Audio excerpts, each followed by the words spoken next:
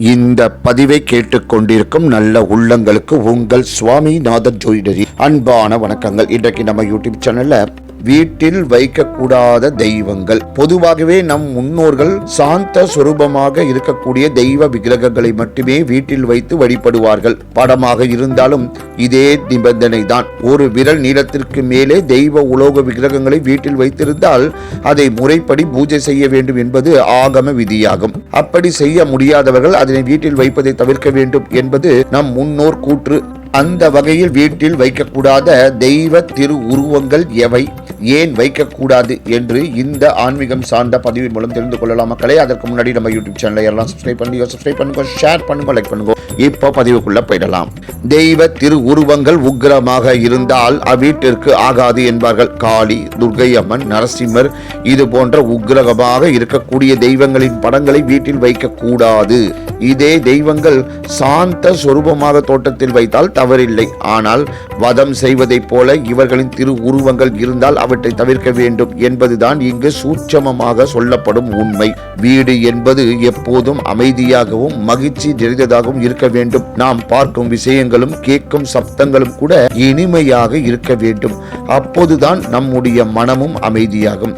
இதனாலேயே உக்கிர தெய்வங்கள் படத்தை வீட்டில் வைக்கக்கூடாது என்பார்கள். அடுத்து கிரக தோஷங்களை நீக்கக்கூடிய நவ கிரகங்கள். இந்த நவகிரகங்களின் படங்களை வீட்டில் வைப்பது முறையானது அல்ல. நவ கிரகங்களையும் நல்ல அதிர்வலைகள் நிரம்பியுள்ள தெய்வ அம்சம் கிடைக்கக்கூடிய கோவிலில் சென்றுதான் வழிபட வேண்டும் என்பது நியதி. அப்போதுதான் கிரக தோஷங்கள் விலகும். வீட்டில் நவகிரக படங்களை வைத்திருந்தால் தோஷங்கள் விலகாது. குடும்பத்தில் கணவன் மனைவி இருவரும் சேர்ந்து இருந்தால்தான் அந்த குடும்பத்திற்கு நிம்மதியும் மகிழ்ச்சியும் உண்டாகும். இதனால் நீங்கள் வைக்கக்கூடிய தெய்வ விக்கிரகங்களின் படங்களும் தாயாருடன் சேர்ந்தவையாக இருக்க வேண்டும். தாயார் இல்லாத சுவாமியின் படங்களை முடிந்தவரை தவிர்த்து கொள்ளுங்கள். இதனால் குடும்பத்தில் அமைதி நிலைக்கும். சிவம் இல்லையே சக்தி இல்லை, சக்தி இல்லையே சிவமில்லை என்பது போல தாயாரும் சுவாமியும் சேர்ந்து இருக்கும் படத்திற்கு தான் வலிமை அதிகம். மகாலட்சுமி ஆனவள் மென்மையானவள். இவள் நிற்கும் படியாக படத்தையோ விக்கிரகத்தையோ வைத்திருக்க கூடாது. தாமரை மலரில் மலர்ந்த முகத்துடன் அமர்ந்திருக்கும் படியான படங்களையும் விக்கிரகங்களையும் வைத்திருந்தால் அங்கு செல்வத்திற்கு குறைவிருக்காது.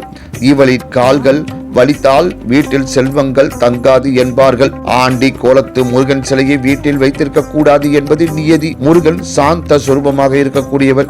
இவர் ஆண்டி கோலத்தில் இருப்பது கோபத்துடன் இருப்பதற்கு சமமாகும். எல்லாவற்றையும் துறந்து எதுவும் வேண்டாம் என்கின்ற நிலை என்பதால் அதனை குடும்பமாக வாழும் வீட்டில் வைத்திருப்பது ஆகாது என்பார்கள். இந்த முருகன் சிலையை வீட்டில் வைத்திருப்பது வறுமைக்கு வழிவகுக்கும். முருகன் வள்ளி தெய்வானையுடன் வேலும் மயிலும் கொண்டு மலர்ந்த முகத்துடன் இருப்பதாக இருந்தால் என்றென்றும் குடும்பத்தில் கணவன் மனைவிக்குள் சண்டையே வராது, தவிர்க்கலாம். சுவாமி ஐயப்பன் படத்தை வீட்டில் வைத்திருக்க கூடாது. மிகுந்த சுத்த பக்தமும் பக்தியும் இருப்பவர்கள் இவற்றை தாராளமாக வீட்டில் வைத்து வழிபடலாம். ஆனால் முறையாக எதையும் செய்ய முடியாத சூழ்நிலையில் இருப்பவர்கள் ஆசைக்காக இவற்றை வைத்திருக்காமல் இவர்களுக்கு உரிய மரியாதையுடன் கோவிலுக்கு சென்று வழிபட்டு பலன்களை பெறலாம் என்று கூறி இந்த சிறப்பான ஆன்மீக பதிவை நிறைவு செய்கிறேன். நன்றி, வணக்கம், வாழ்க வளமுடன்.